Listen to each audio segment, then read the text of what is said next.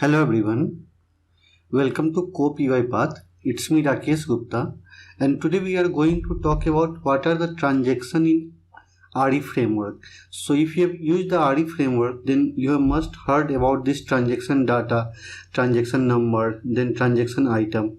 So today we are going to understand what is this. So this is a very short video. Okay, so let's start. So transaction data means, let's say I am working on a collection of data table. So in this scenario, this entire thing, whatever the things that I have highlighted here, so this will be my transaction data. Okay, the entire thing will be my transaction data.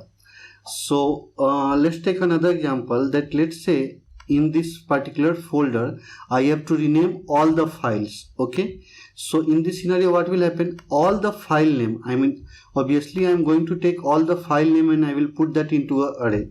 Let me show you example.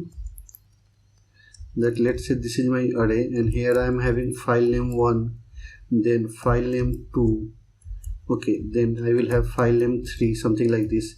So this entire thing will be my transaction data. Okay, now if I will come to this PPT, then this particular one row in this scenario will be my transaction item. What I mean by that, this particular row, this row will be my transaction item. Okay, so in the same way, if I will take the example of this array, so this particular thing will be my transaction item. Okay, 1, 2 or 3. This will be actually a file name. It could be abc.txt something, then it will be anything.txt. so this particular file name will be my transaction item. Now let's talk about the transaction number. So here, I mean, we will not get anything like transaction number here in the Excel sheet, but just assume that I am assigning here the value 0, then 1, then 2, like this. So this will be my transaction number. I mean, we need something on behalf of which we can identify how many rows are there, right?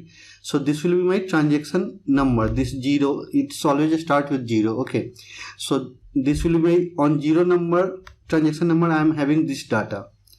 Okay, and anything could be your depends upon your project requirement. Let's say transaction data could be the number of page on which you want to work, or it could be a data table, it could be a list of file name or array of file name. So that could be your transaction data. Okay, so I hope I am making it clear to you. The entire collection will be your transaction data, whether it's a collection or number of page or anything, that will be your transaction data. The particular item in that transaction data will be your transaction item, and then we will have a logical transaction number on behalf of which you can identify the transaction number. Now let's talk about how you can find the transaction item.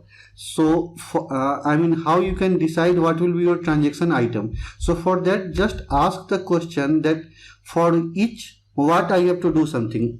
If I will take the example of this, so here for each row I have to perform some operation, right?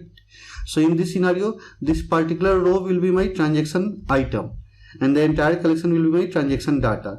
If I will take the example of this array, so for each what I have to do something, so for each value I have to do something, right? So this will be my transaction item. So in this way, just ask the question from yourself that for each what I have to do something, so that particular thing will be your transaction item, and the entire collection of that transaction item will be your transaction data, and then you just put a logical number here so that you can identify the transaction number. So I hope this video will clear your concept of transaction data, transaction item and transaction number. So that's all for today, guys. Thanks.